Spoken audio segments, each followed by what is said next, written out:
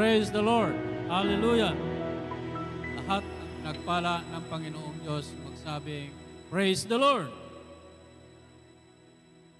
Mukhang kukunti. Dito, hindi pa umaabot ang blessing ng Panginoon.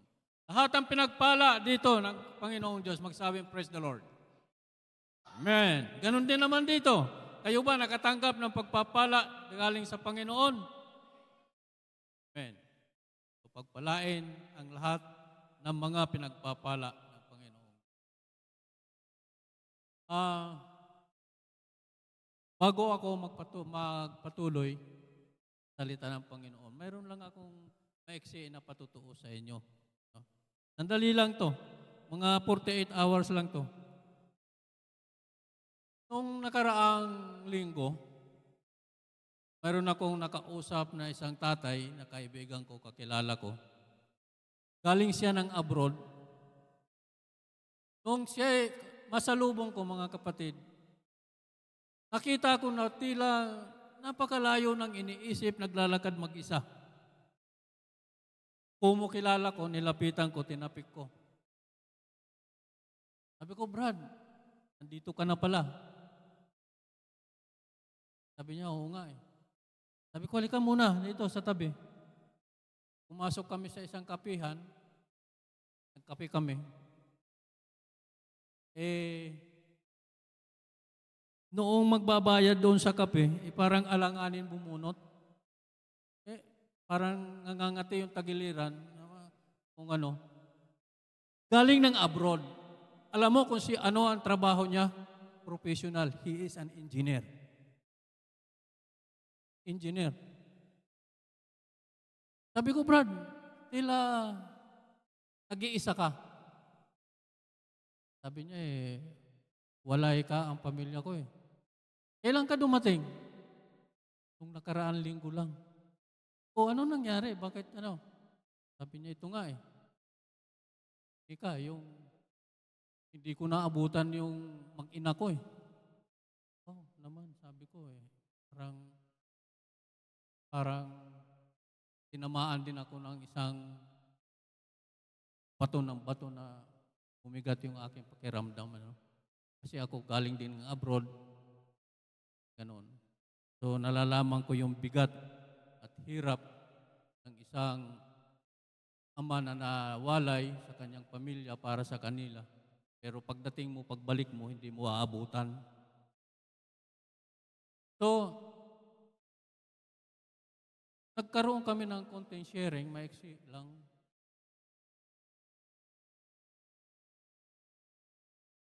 Wala eh, Brad eh. Naabutan ko yung bahay, empty. Sabi ng kapatid ko, sabi niya, yung kapatid niya, sabi niya, nandoon daw sa uwi daw ng probinsya kasama yung mayroong kasama. Ganun ang kwento niya. So, sa na yon mga kapatid, nangyari yan, week ago na dumating naman sa akin ang mensahe ng Panginoon na sa ganitong araw, ngayon nga, ako ang gagamitin ng Panginoon para mag-deliver ng kanyang salita. Wala ako pang nabubuo na mensahe. At ito nga sa pangyayaring ito, dito yung naging inspirasyon na ibinigay sa akin ng Panginoon para magkaroon ng mabigyan ng maganda o tamang mensahe. Gagamitin ang taong yan para sa mensahe ng Panginoon sa atin ngayong umaga. Praise God. So, mananalangin tayo sa Panginoon, nagabayan tayo, turuan tayong umunawa at rumespito. Panginoong Diyos, aming Ama, sa umagang ito kami lumuhuluhod sa iyo. Panginoon, na anuman po, O Diyos, ang iyong plano po sa bawat isa sa amin, O God, ay siya pong nawang mangyari, O Diyos, na hindi po ang aming kalooban, Panginoon, sapagkat sa aming sarili, O Diyos, tunay nga, O Lord, babagamat binigyan mo kami ng karunungan Subalit, O Diyos, ang karunungan nito ay nagagamit, O Lord, sa aming pangsariling kapakanan lamang. O Lord, ang iyo pong karunungan, ang inyong mga salita, mga tagubilin ay siya pong sa aming gumabay, sa aming pong paglalakbay sa lupang ito. Panginoon, ang iyo pong presensya ay siya ko pong hinihiling sa oras na ito. In Jesus' name I pray, malaya po tayo makakaupo. Yan mga kapatid, dito nabuo yung mensahe ng Panginoon sa atin na bilang isang ama, binuo tayo ng Panginoong Diyos sa isang pamilya at ang kanyang inilagay niya na ama ay binigyan din ng duties and responsibility. Ngayon ay huling araw ng June 30 na inaalala, ito daw yung buwan ng mga tatay. June. Diba? So hanggang ngayon, ito yung huling araw ng mga tatay. So ito ang mensahe natin. Hinahanap tayo ng Panginoon, mga tatay. Lahat ng tatay, magsabing, nandito ako. Kasi, ang tanong ng Panginoon ay ito where art thou?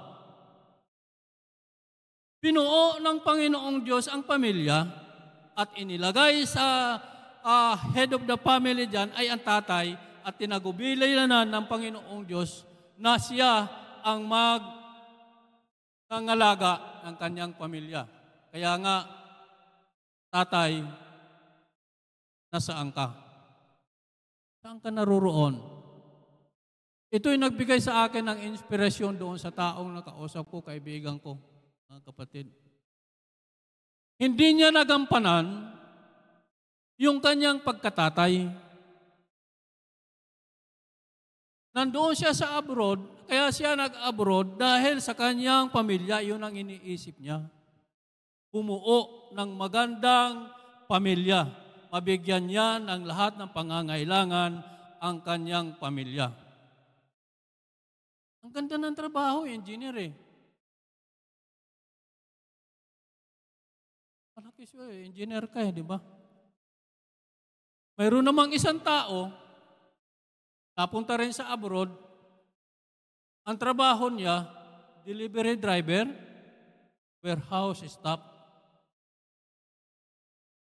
Pero ang pangako niya sa kanyang asawa, sa kanyang pamilya, napupunta siya para mabigyan ng magandang pamumuhay, magandang kinabukasan at yung pamilya, yung tahanan na ibinigay sa kanya ng Panginoon. Mabigyan niya yung kanyang responsibility at duties, responsibility sa kanyang pamilya.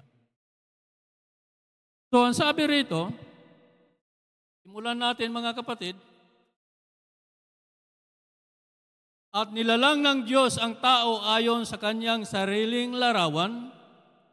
Ayon sa larawan ng Diyos siya nilalang niya sila na lalaki at babae. At sila'y binasbasan ng Diyos at sa kanila'y sinabi ng Diyos, kayo'y magpalaanakin at magpakarami. At kalatan ninyo ang lupa at inyong supilin at magkaroon kayo ng kapangyarihan sa dagat, sa impapawid at sa ibabaw ng lupa. Dito mga kapatid, kung ating pong uunawain dito at ating paninindigan yung responsibilidad bilang pamilyado, napakalaki ang ating pananagutan sa Diyos. Mga tatay, una sa tatay. Pangalawa, yung pong babae. At binigyan ng Diyos ng lahat ng kanilang pangangailangan. Pinubayad ng lahat ng Panginoon Diyos. Ano't anuman ang iyong pangangailangan. Simula ng tahanan, nang ikaw ay mag-asawa, kayo ay nagsama, ibinukod na kayo ng Panginoon sa inyong mga magulang at inilagay kayo ng Panginoong Diyos at binigay ang inyong mga tungkulin at responsibilidad bilang pamilya. At sinabi ng Diyos, narito ibinigay ko sa inyo ang bawat pananim at na nagkakabinhi na nasa ibabaw ng balat ng lupa. At ang bawat punong kahoy na may bunga ng punong kahoy ng pagkakabinhi sa inyo'y maging pagkain. So walang kakulangan. Nung tayo ay binuo ng Diyos na isang pamilya, inuna ng Panginoong Diyos yung mga pangangailangan natin. Pangangailangan ng pamilya, mga kapatid. Wala pong kakulangan. Lahat po ay provided ng Panginoong Diyos. Ang gagawin mo na lang, gagawin mo. Yung aangkinin mo, naggagalaw ang iyong mga kamay na may pagtitiwala sa Diyos. Praise God. At nilalang ang lalaki at ibinigay sa Eden. At nilalang ng Diyos, ang Panginoong Diyos, ang tao sa alabok at lupa at hiningahan ng kanyang mga butas ng ilong ng hiningang buhay at ang tao ay naging kaluluwang may buhay. Dito mga kapatid, ang ibig sabihin ng Panginoon dito, pahalagahan mo yung buhay kasi galing sa Kanya yan eh. Siyang nagmamay-ari yan. Hiningahan ka upang ikaw ay magpalakas, upang ikaw ang managot doon sa nilikha ng ating Panginoong Diyos. Lalo't higit na yung unang babaeng ibinigay sa iyo na iyong kakasamahin. At nilagyan ng Panginoong Diyos ng isang halaman sa Eden, sa dakong silanganan at inilagay niya roon ang taong kanyang nilalang. Ito yung tahanan, mga kapatid. Nilagay tayo ng isang tahanan na kung saan ang iyong mga tungkulin, lahat ng mga pangangailangan ay ipro-provide mo, mga kapatid. At pinatubo ng Panginoong Diyos sa lupa sa lahat ng punong kahoy at kalugod-lugod sa paningin at mabubuting kanin, gayon din ang punong kahoy ng buhay sa gitna ng halamanan at ang punong kahoy ng pagkakilala ng mabuti at masama. Mga kapatid, especially sa mga tatay tulad ko, kung atin pong nanamnamin itong salita ng Panginoong Diyos, sinasabi rito na tayo ay binigyan ng karunungan ng Diyos upang makilala natin yung mabuti at masama. Binigyan tayo ng lahat ng parts ng ating pangangatawan upang makita natin at maramdaman, malaman natin kung alin ba dapat tayo naruroon, dumuon. Ibig sabihin, mga kapatid, mapagmasid tayo sa mga nangyayari sa ating kapaligiran at doon bumuo ka ng isang desisyon kung ano ang nakita mo na mabuti at masama. At bumuo ka ng isang desisyon kung ano ang susundin mo. Na mabuti o masama. Sapagkat alinman ang napagdesisyonan mo, napagpasiyahan mo at ginawa mo, iyon ang magiging bunga mo. Dito ko napulot yung aking kaibigan, engineer, may profession, pero hindi ginamit yung kanyang karunungan na ibinigay sa kanya ng Diyos. Ang ginawa niya ay pangsarili. Pangsarili lamang. Hindi niya naisip yung kanyang tungkulin sa kanyang asawa at pangangailangan ng kanyang mga anak na siya nilang napagkasunduan bago siya ng ibang bansa. Kaya sa akin, mga kapatid, ang sabi ko nga,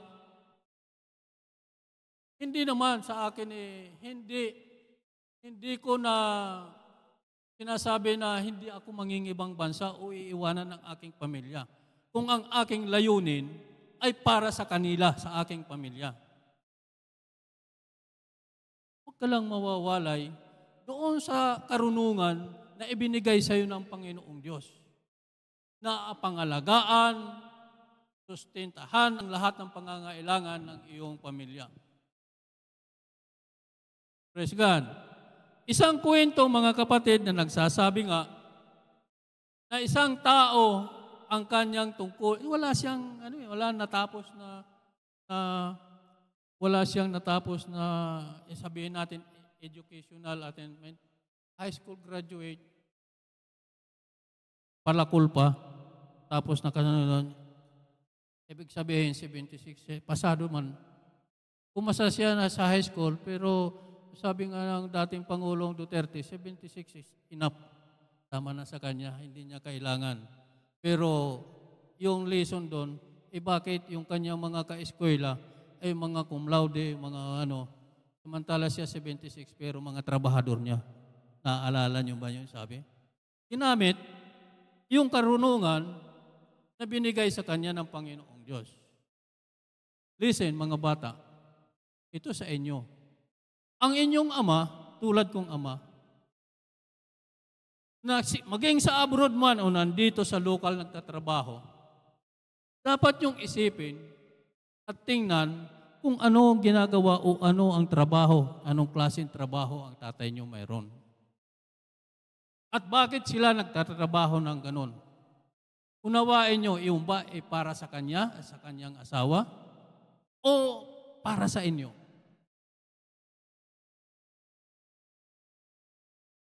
Kasi, mga kapatid, sa isang tatay, gagawin ang lahat eh.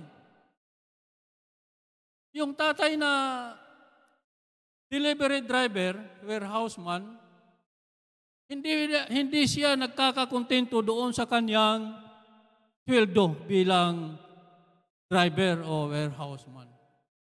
Naghahanap pa siya ng ibang bagay na makakadagdag doon sa kanyang sweldo para itustos sa kanyang pamilya. Ang ginawa nito, nagrekomenda siya o kinausap niya yung kanyang amo na kung maaari, bigyan siya ng extra na trabaho at extra na income. Ang ginawa ng kanyang amo, sinama siya sa bahay at pag doon sa bahay, pinapaglinis siya. Mga kabataan ang ginagawa ng tatay. Bukod doon sa kanyang trabaho na regular na tungkulin niya,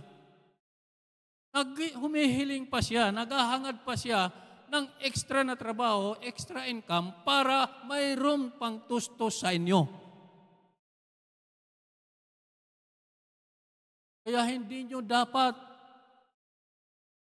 inaaksaya ang bawat sentimo na dumadating sa inyo galing sa Ama. Sapagkat ang Ama, walang ibang iniisip yan kung hindi yung kapakanan ninyo, hindi na yung sarili niya eh.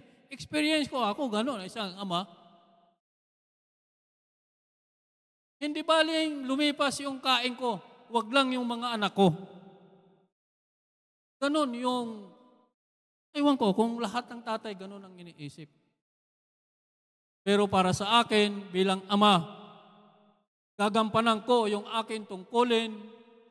Bilang ama, susuportahan ko kung ano ang kaya kong isuporta para lang sa kanila.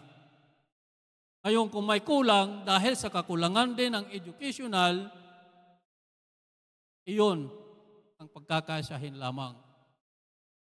Praise God. So, ganon mga kapatid.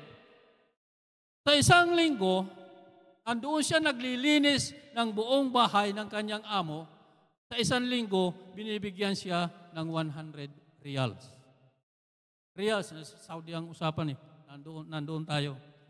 100 reals sa isang linggo. Sa isang buwan, 400. Sa panahon na yon, mga kapatid,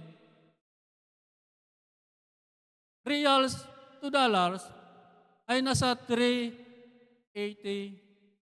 Ganun lang, wala pang 400. So, ibig sabihin, mayroon siyang natitira So, nagkaroon siya ng $100 a month at mayroon pang natitira. Praise God. So, ang ginagawa ng tatay, hindi niya sinasabi sa kanyang pamilya na may iron siyang extra na pinagkakakitaan. Ang nanay, nagtataka ang nanay kung bakit buong-buo yung sweldo na dumadating ng kanyang asawa sa kanila, pero mayroon pang sobra. Ang tanong ng asawa na babae sa kanyang asawa na lalaki, anong ginagawa mo diyan? Bakit mayroong ganito? Saan galing ang perang ito? Hindi niya ipinagtatapat. Yung tatay minsan sinungaling. Hindi lang minsan, talagang sinungaling ang tatay. Lahat pagtatakpan para lang sa inyo. Huwag lang kayong papagkulangin.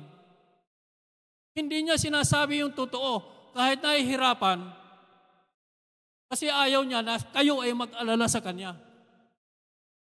Nangyari sa akin yan, nasasabi ko yan mga kapatid, experience is the best. Oh, sa unang, nandito na tayo yung responsibility, no? Tatay. Sa unang 2 taon, unang bakasyon ng tatay na ito, bukod sa kanyang ipinadadala sa kanyang pamilya na buo, pagdating niya mga kapatid, mayroon pang inintriga sa kanyang asawa. Intriga, puro kulang-kulang na $4,000. Ayaw tanggapin ng asawang babae. Kasi baka raw kung saan ang galing, baka raw gumagawa ako ng kababalaghan o anuman na hindi karapat-dapat bilang isang tao. Hindi ipinagtatapat ng tatay. Basta tanggapin mo yan.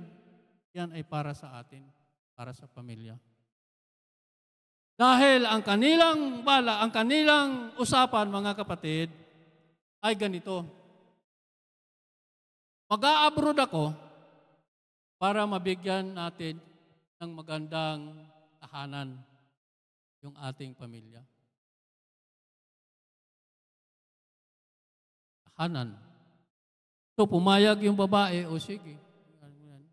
Yun nga, yung unang bakasyon ng isang tatay na ito ay nag-intriga pa siya, kulang-kulang na $4,000. 2 years. In 2 years. Unang bakasyon. Ang sabi ng tatay, o sige, yan may pera, maghanap ka na ng matitirhan. Sabi ng misis, hindi tayo uupa. Bibili tayo ng lupa.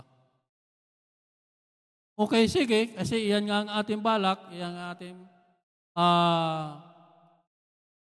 ito nga yung ating binubuo, yung mabigyan yung mga bata ng magandang kinabukasan.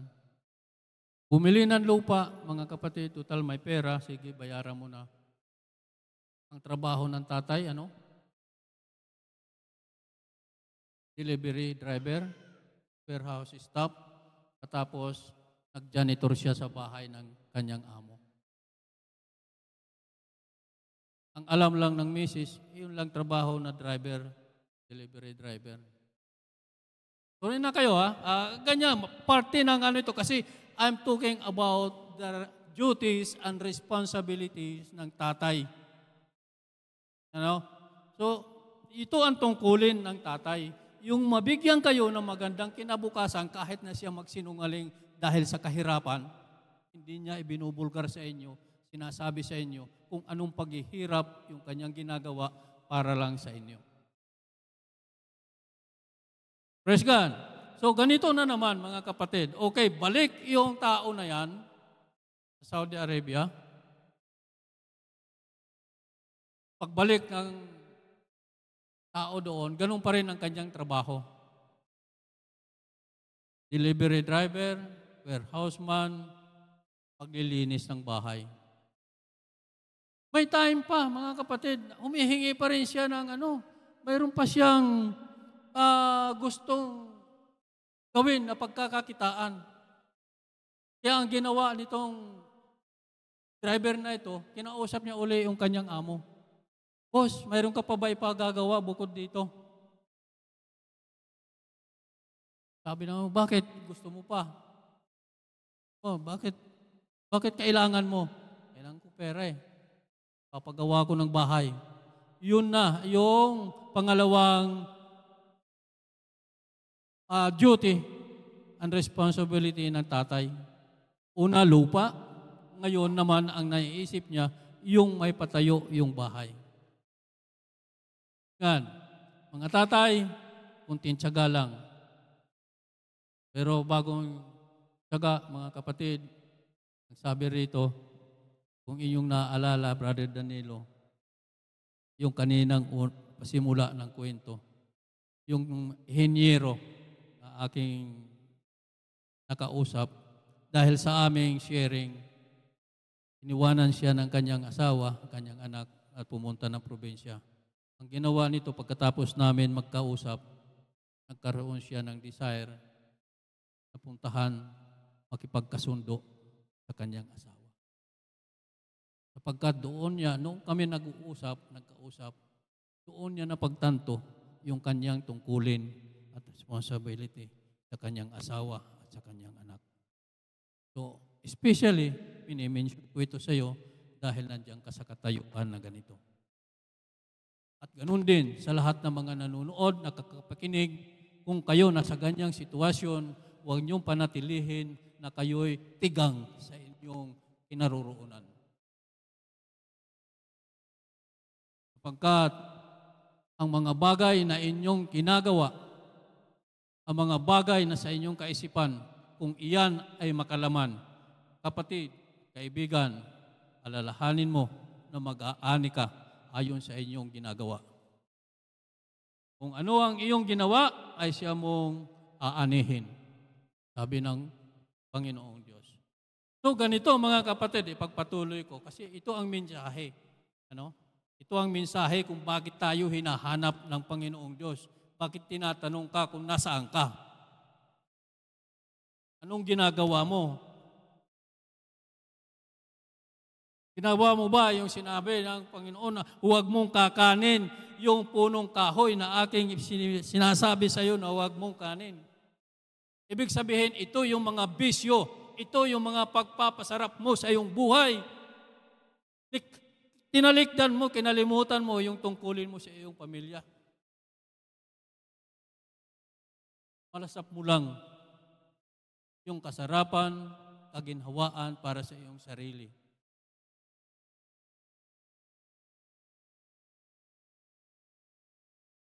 Nagsasalita po ako mga kapatid ayon sa experience.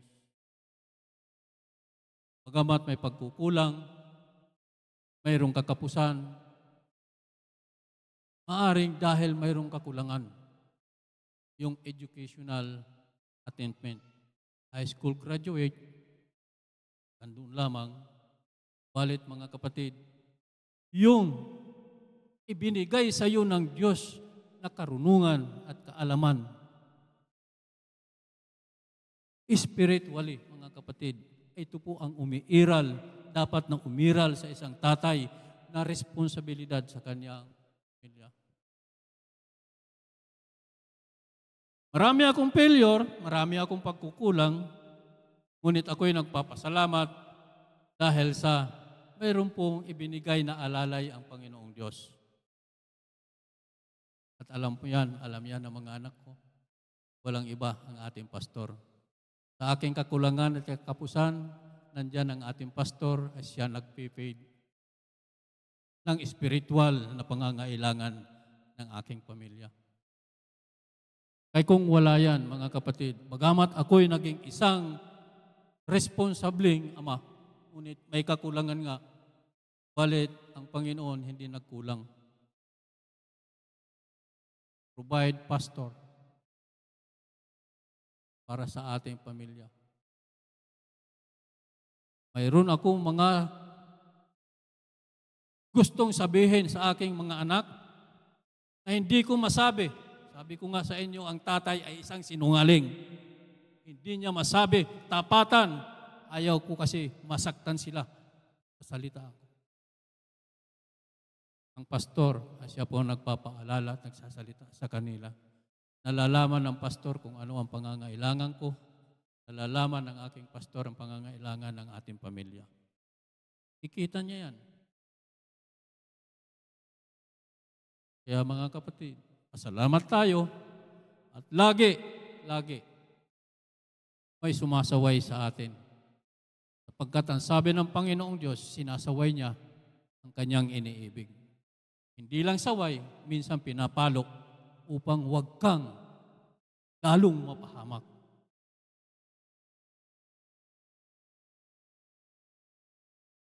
Doon sa aking kaibigan, nawa, kaibigan,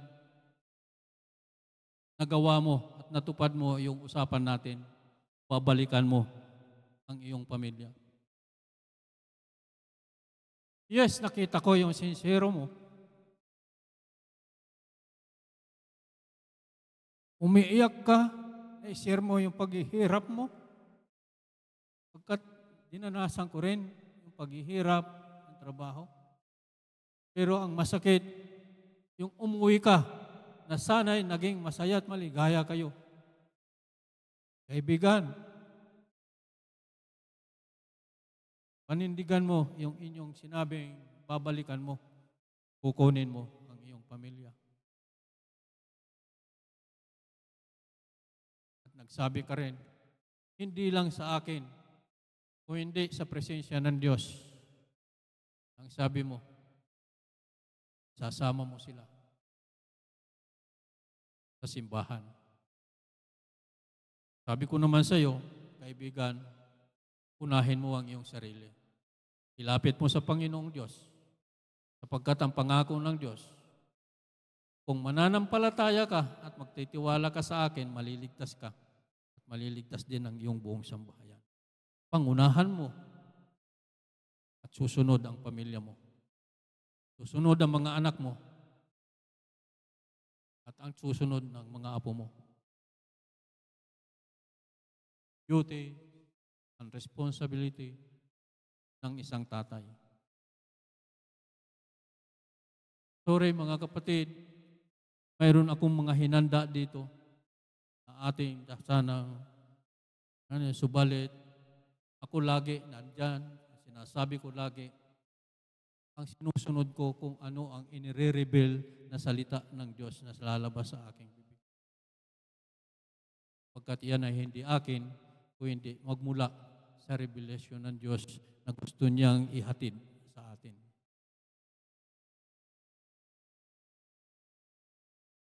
Salamat.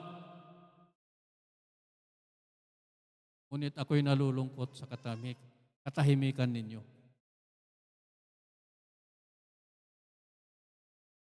Naging emotional ang inyong kapatid, ang mensahero ng Panginoon sa pagde-deliver ng kanyang salita. At nadama nyo at kayo rin ay naging emotional, hindi na kayo ngayong kumikibo. Pero iisa ang mensahe, mga kapatid. Iisa. Where art thou? Nasaan ka? Tanong ng Panginoon na iyan, mga kapatid, ay magpapaalala kung ano ang naging desisyon mo, ano ang ginawa mo, at nasaan ang bunga mo. Where art thou? Nasaan ka? Saan ka nakatayo? Sa mabuti o masama? Saan ka nakatayo, saan ka tumatayo, at saan ka tatayo? Iyan ang ano dyan eh. Yung tatlo, parte ng iyong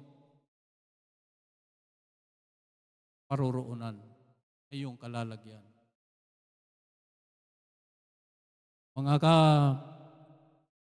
Sapagkat mga kapatid, ang sabi rito, ang Diyos, ang laging gusto ng Diyos yan, kanyang layunin, ang sino man ay huwag mapahamak. Kaya hinahanap tayo.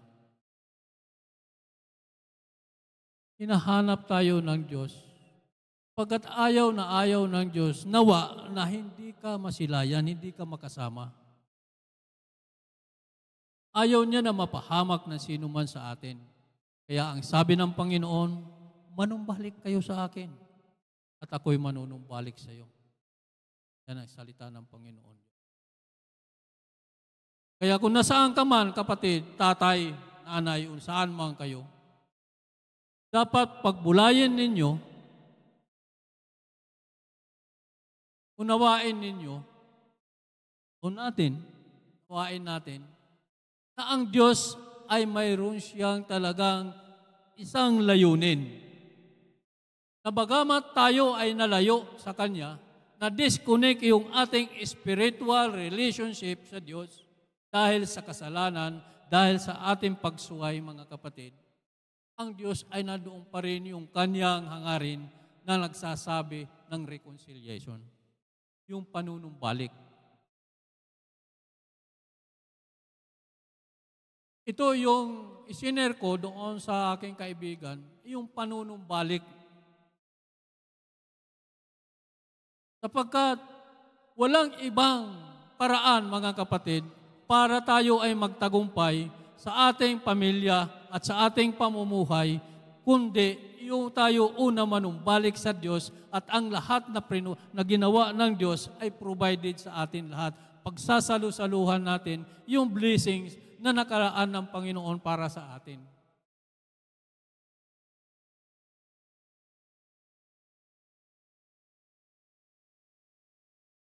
Balik tayo, mga kapatid, doon sa delivery man driver. Kasi yung kanyang isip, yung kanyang ninanasa ay yung magkaroon naman ng tahanan.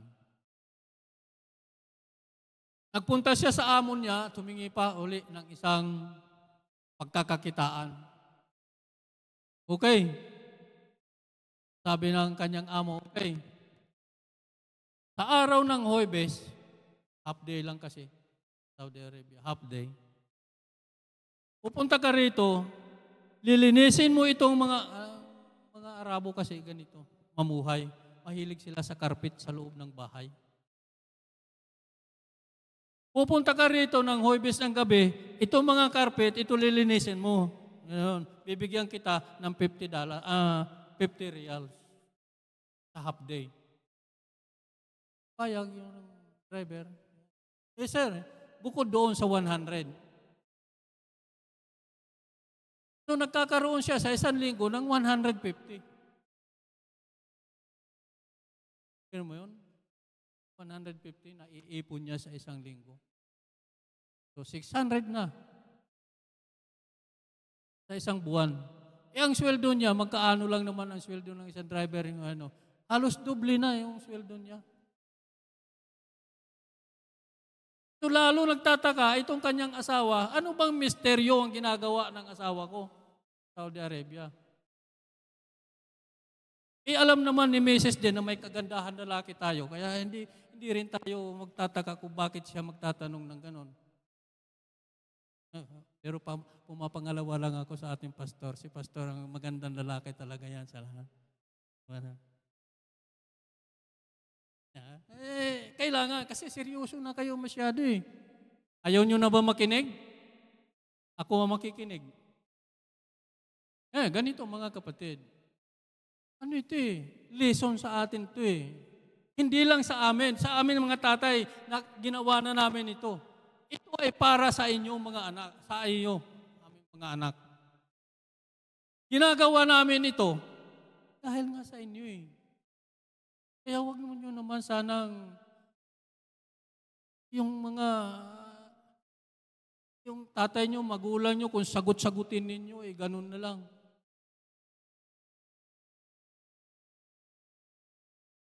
Mabait ka ba sa tatay mo? Yan. Si Kylie ba yan? Mabait ka ba sa tatay mo?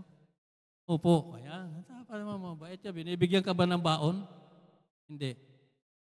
Binibigyan. Very good. So, mahalin mo tatay mo, ha? Ayan. Sundin mo. So ganyan mga kapatid, dumating uli yung pangalawang bakasyon. Yung entrega uli ni Mister, halos $5,000. Halos $5,000.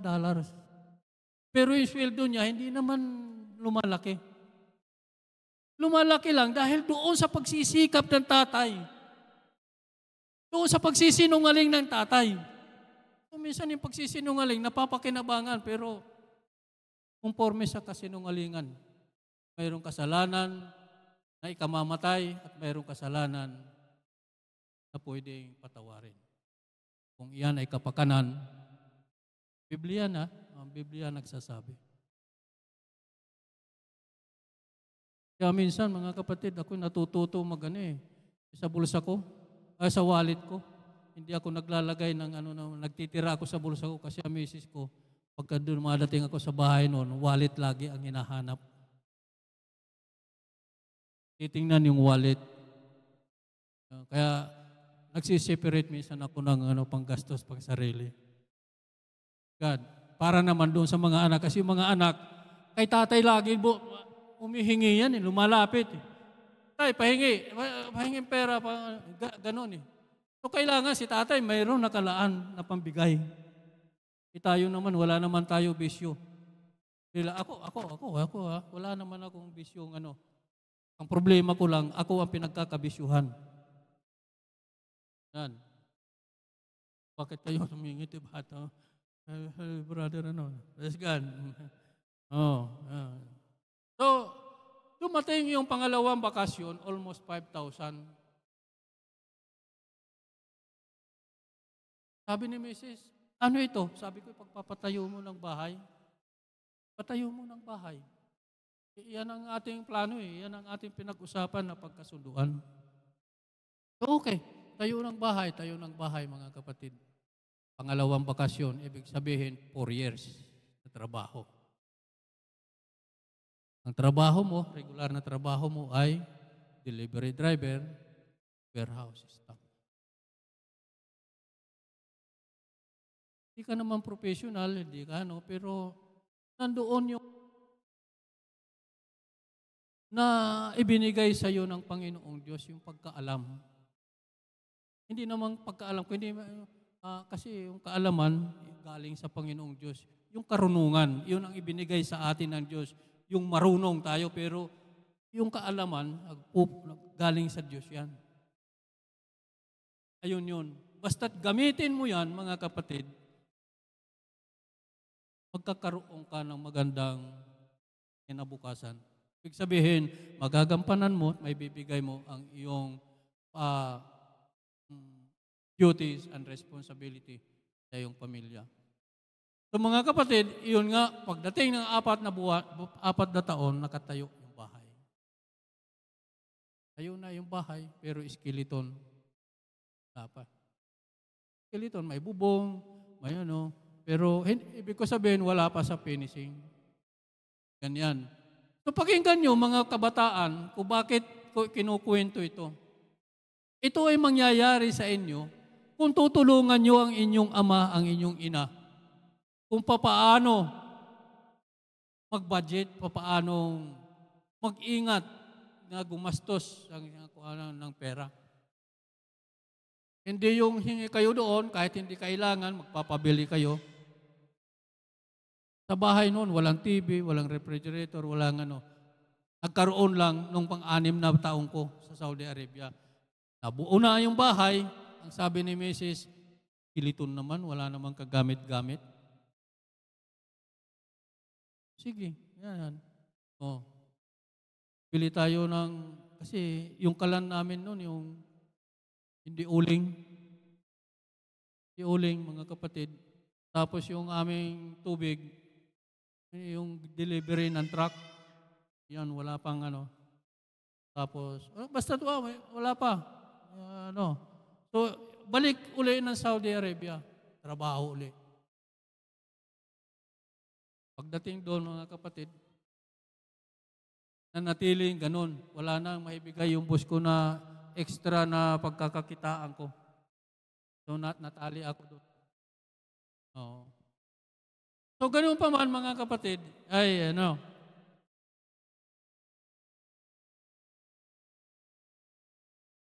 doon yung bahay, na-finish yung bahay,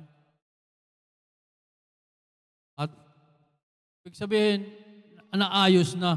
Yung pang-anim na taon, mga kapatid, buong-buo na yung bahay. Yung uwi ko, buong-buo na. Wala na akong, ibig sabihin, mayroon man mga kakulangan pa, pero okay na. Pwede na. Then, so, dahil sa pagnanasa ko rin na kumita, mga kapatid, mayroon na naman akong isang lihim na hindi ko pinagtatapat sa aking pamilya. Ginawa akong pangsabong sa Saudi Arabia. Alam ni Pastor yan.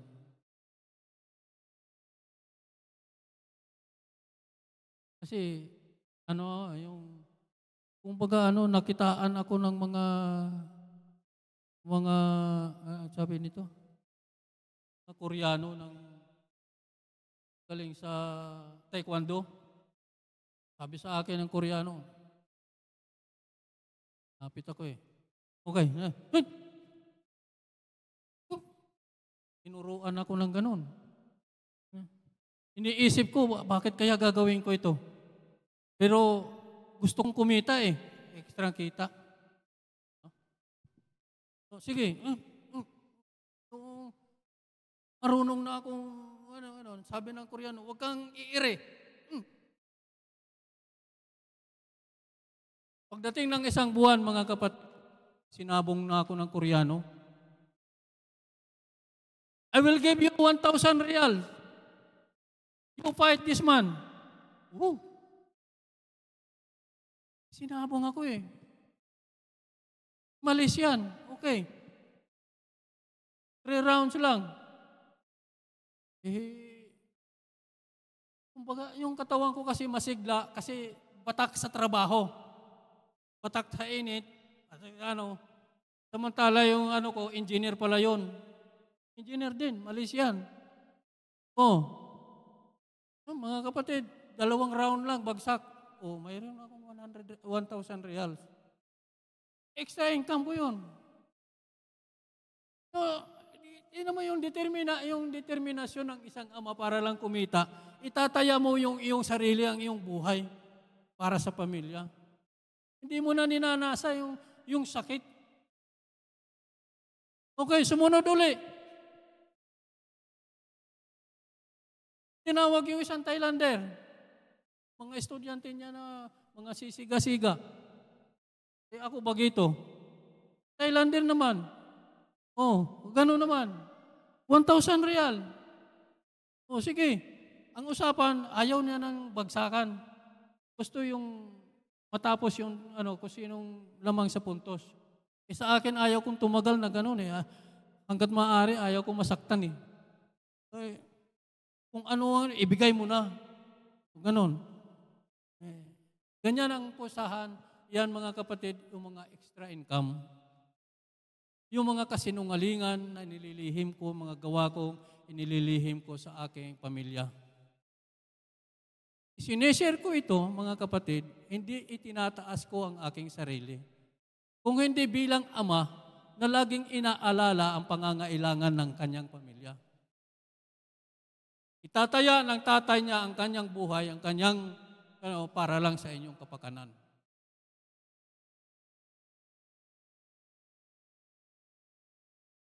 Ganun mga kapatid.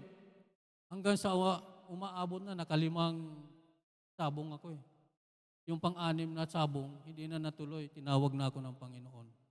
Enough. Yan, nandun na yan, sila pastor. Mayroon akong tayong kapatiran, si Pastor Lino Dima Agustin. Yun lagi ang taga-alalay ko. Pag suminya si Brother Lino ng ganon, ibig sabihin, 2 rounds lang, pabagsakin mo. Pag sinabi, kasi yun ang pustahan, bagsakan na Hindi na yung puntusan, bagsakan. Pag sinabi yung ganon, doon na. Kaya minsan, salamat din ako sa ating pastor. Pinaalalanan ako yung ah, tumatayo ako dito mga kapatid na minsan yung nandoon yung gigil. Dati nanggigigil ako kapag anong ganun eh.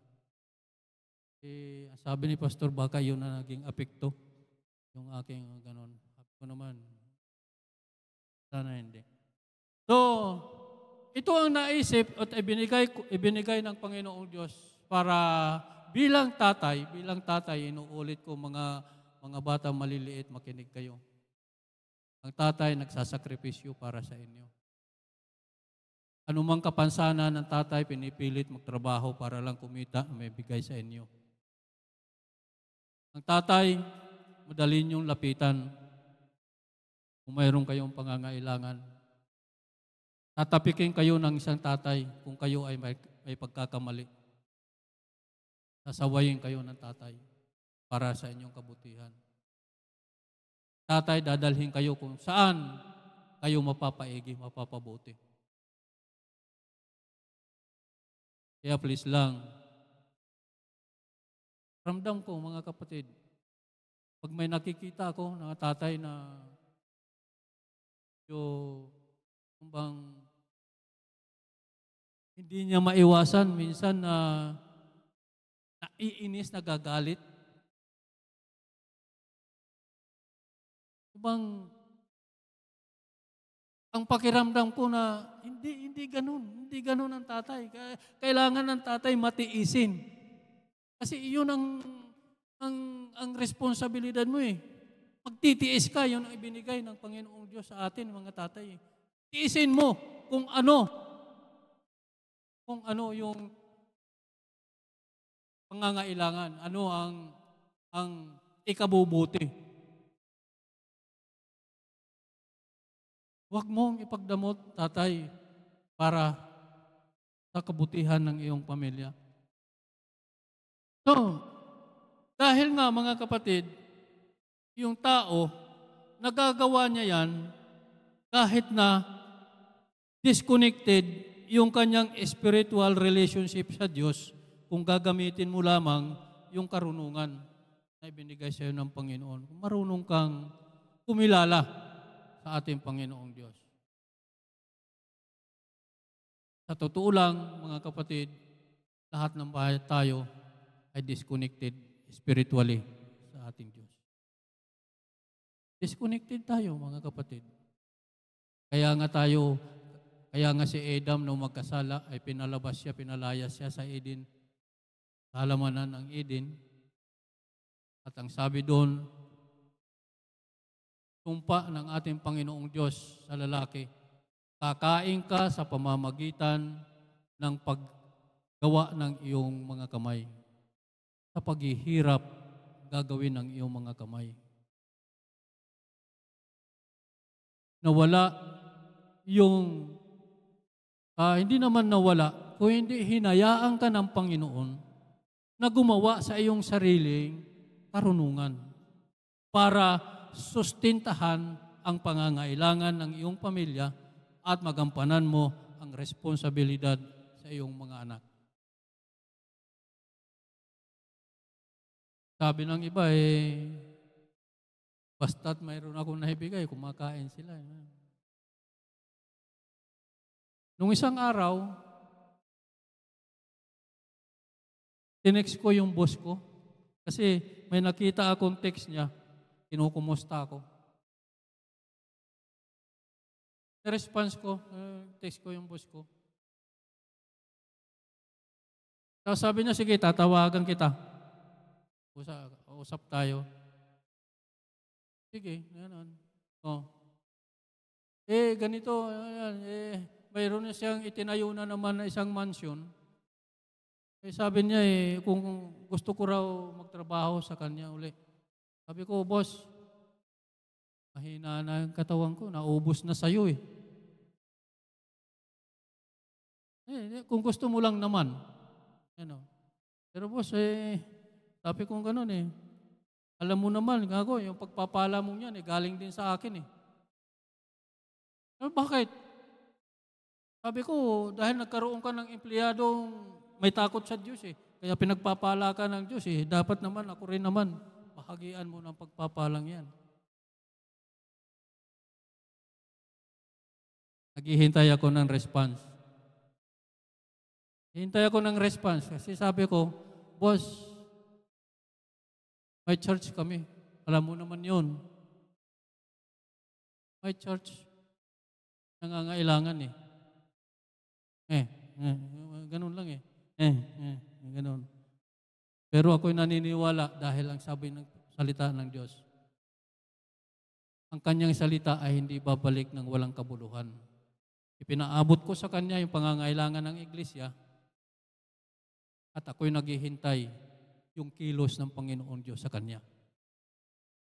Nakaabot sa kanya kung ano ang pangangailangan. Sabi ko, hindi sa akin. Kilala mo ako, boss. Hindi ako yung taong nangihingi ng basta-basta. Kaya nga, ang tawag niya sa akin, ano daw pinagmamalaki ko.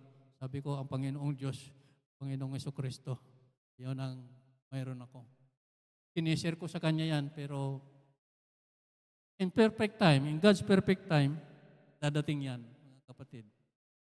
At hopefully, kalabitin ng Panginoong Diyos para sa iglesia. Pangailangan. Kaya, iwanan ko kay pastor yung tanong na may nakita ka na ba, pastor, na lupa. In preparation for the Word of God, mangyayari. Responsibilidad natin, mga tatay, ng ating mga anak, ay mapagawa natin ang isang bahay panambahan ng ating Panginoon. Gagawa at gagawa. Tatapik ang Panginoong Diyos sa tamang panahon. Hallelujah. Nawa, mga kapatid, huwag niyong sabihin na personal kong pangungusap sa inyo. Kung hindi, ang Panginoon ang nagbigay sa atin ng inspirasyon upang ating magampanan at may pagpatuloy yung magandang tahanan na binigay sa atin ng Panginoong Diyos. God bless you, mga kapatid. At nawa,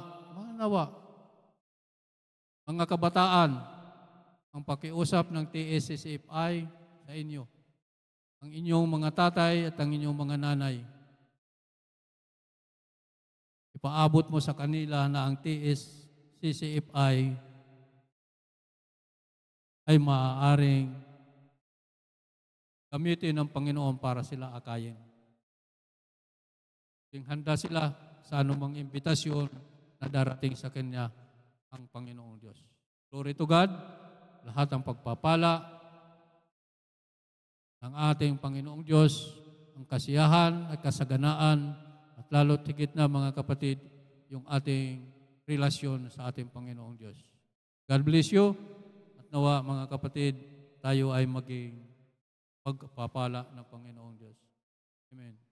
God, dakilang Diyos, aming Ama, kami nagpapasalamat, O Lord, sa mensahe, O Lord, na minsan ay hindi maunawaan, ngunit, O Lord, nalalaman ko, sapagkat ang sabi mo sa iyong salita na itatayo mo ang iyong lingkod sa harapan o sa kalagitnaan ng kapulungan at ilalagay mo ang iyong mga salita sa kanyang isip at sa kanyang puso at lalabas sa kanyang bibig ang iyong mga salitang maghahatid ng kaligtasan at kapayapaan sa bawat isa. Salamat, Panginoon, sa presensya mo, O Lord, hallelujah, na lagi, Panginoon, nangungusap sa amin. Hallelujah. In Jesus' name,